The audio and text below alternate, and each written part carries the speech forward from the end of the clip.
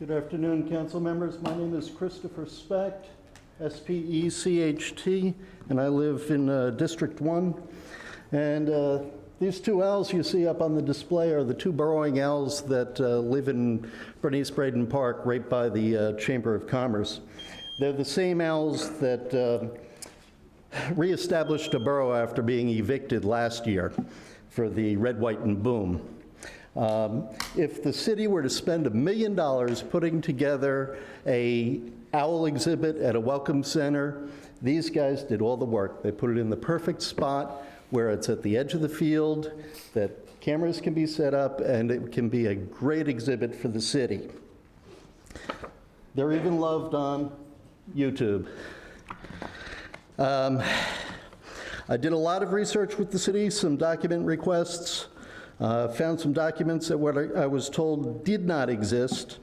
But before I go into that, I just want to say that I'm not advocating moving red, white, and boom. I'm not advocating getting rid of the owl removal permit. I think that we can have both. They're on the edge of the park, and the owls that time of year only need a radius of 10 feet. So 10 feet, pi r square, so it's 141.15926535 feet. That's it. Or 314 feet, I'm sorry.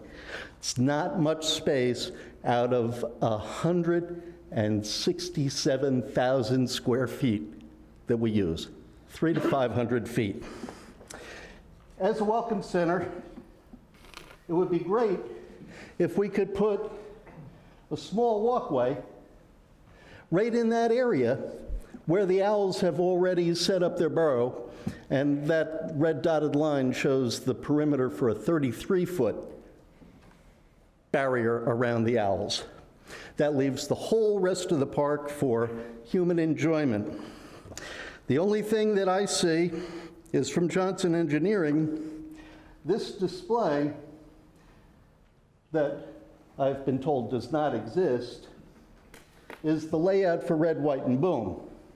And over here is for the fireworks staging area. The yellow is for the bleachers, vendors, and specialty area. 1 is Kids Patriot Park activities and vendors. 2 is the bathroom and event organizers. 3 is the beer vendor. And this teal, or green, number 4, is the city VIP staging area. That's your seats, council members. We grew up being taught that if we're on a bus, we let the elderly have our seat. If somebody's handicapped, we give them our seat. We are not asking you to give up your seat. We're just asking you to move your seat so that the disadvantaged owls can survive. We should be embracing our wildlife, not kicking them out. I understand that everybody gets on the defensive, but in this case, can we just try and work together with them?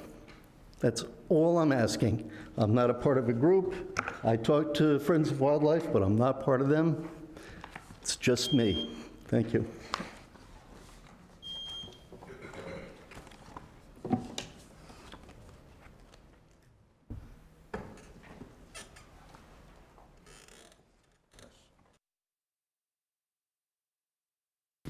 Is there anyone else wishing to speak during citizens' input?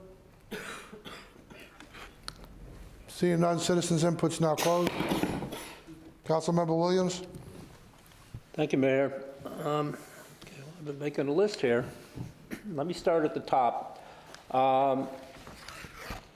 The owls down on Cape Coral Parkway. That's probably not a bad idea, but I think you're talking about just shifting the VIP tent a little bit closer to the bridge and leave the owls in that space between the parking lot and the tent.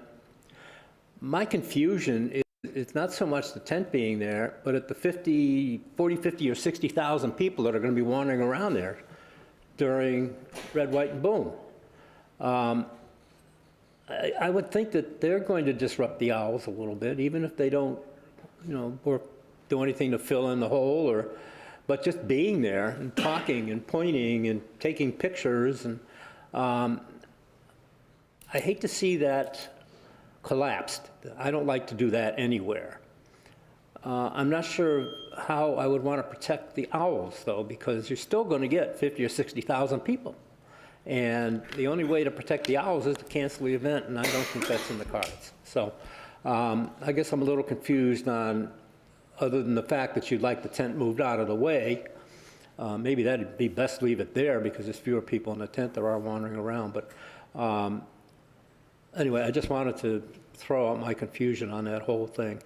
Unfortunately, humanity is pushing a lot of wildlife out of the city, and it's just a fact of life. I mean, the human race is growing, the country is growing, the city especially is growing, and there's only so much real estate. And the owls and the turtles and all of that are being affected negatively. Maybe the answer is to find a mitigation point where they could be like Rotary Park. We have wildlife in Rotary Park that live a fairly quiet, protected life. So I don't know the answer to that. I just wanted to let you know that I was listening. So, Can I give a 1 second answer? yeah, 1 second. Thank you. The owls, if you protect that 10 feet, the owls will either retreat into the burrow or most likely fly away for the day. And like they did this past year, they will fly back and go back to the burrow. The difference is we are not destroying their home and stressing them more. That's it. Okay. Thank you. I suggest you talk to Parks and Recreation. They are the ones that work on putting that event, and they would have the authority to move the tent or do whatever needs to be done if it's agreeable to them, but they're the ones that do that particular thing. Somebody commented on 81 pieces.